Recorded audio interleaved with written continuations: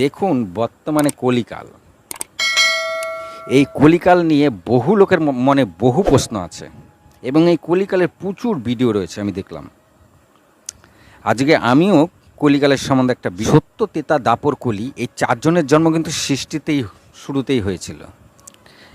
কলিকালে কলির জন্ম হয়নি, যে কলি সে নিজেকে প্রতিষ্ঠা করেছে এই কালে, কিন্তু জন্ম তার অনেক আগে।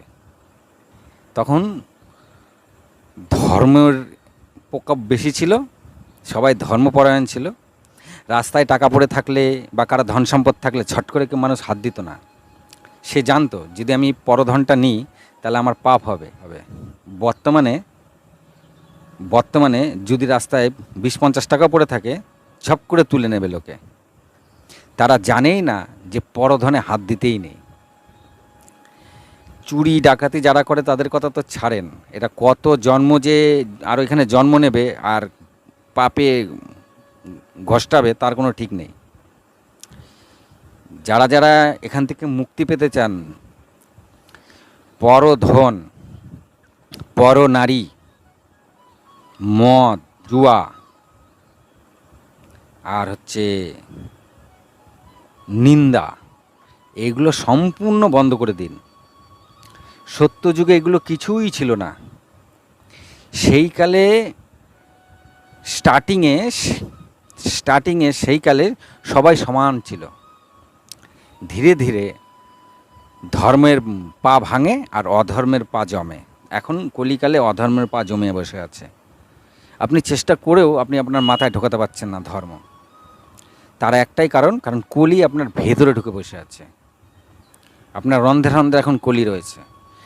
তা কলি কখনোই চাইবে না যে এর কপল থেকে আপনি বেরিয়ে যান। আর আপনি বেরোতে পারবেন না বলেই শাস্ত্রে আমাদের মাত্র একদিনের কথা বলেছে, যে কলিকালে যদি কেউ মাত্র একদিনের কথা বলেছে, মাত্র যদি কলিকালে একদিন আপনি ভগবানের নাম করেন 24 ঘন্টা, মাত্র একটা দিন যদি ভগবানের নাম করেন, ভগবানের গুণগান করেন, কোনো ভুল চিন্তা যদি মাথায় না আনেন, সত্যযুগের 1000 বৎসর তপস্যার সমান। ভাবুন একবার, মাত্র একটা দিনের কথা বলেছে। আর এই একদিন কলিকালে কেউ যদি সৎ চিন্তা এবং কোনো মিথ্যা কথা না, পুরো সদাচারীভাবে যদি একটা দিন থাকতে পারে, মাত্র একদিনের কথা বলছে, তাহলে তার পরম গতি হবেই হবে। এটা স্বয়ং বিষ্ণু বলেছে, পরম গতি হবেই হবে। যদিও বা যদি আপনার নরক যন্ত্রণা হয়, এতে নরক যন্ত্রণার পরে আপনি ভালো মনুষ্যকুলের ব্রাহ্মণ কুলে জন্ম নেবেন।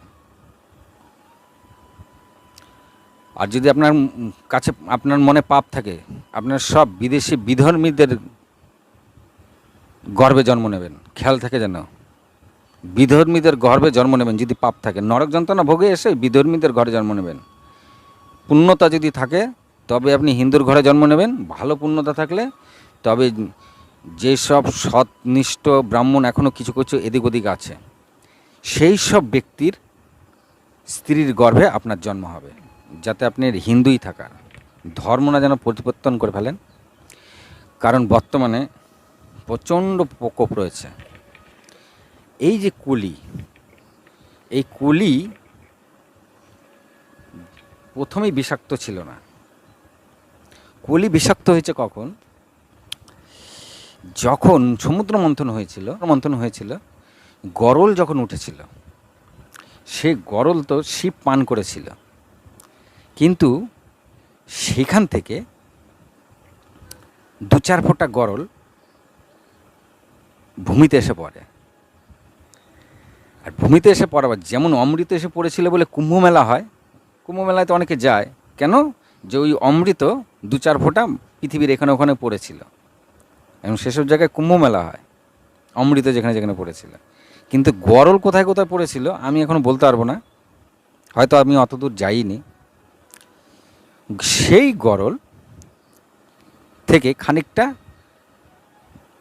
সাপ পায়, যার জন্য সাপের বিষ আছে। আর খানিকটা গরল ওই কলির পেটে মুখে চলে যায়, মানে কলি খেয়ে নিয়েছিল খানিকটা গরল, ওতে কলি বিষাক্ত হয়ে গেছিল। এখন কলি প্রচণ্ড বিষাক্ত। আপনি মানে কি বলবো, এখন এমন একটা কাল, আপনি খুব সহজেই একজনকে সৎ পথে আনতে পারবেন না, কিন্তু একটা সৎ পথের লোককে আপনি খুব সহজেই বিপথে নিয়ে চলে যেতে পারেন, খুব সহজে। একটা সৎ পথের লোক, আপনার বেশি কসরত করতে হবে না, আপনি একটুখানি খালি ব্রেন খাটিয়ে তাকে যদি বিপথে নিতে পারেন, ফটাফট সে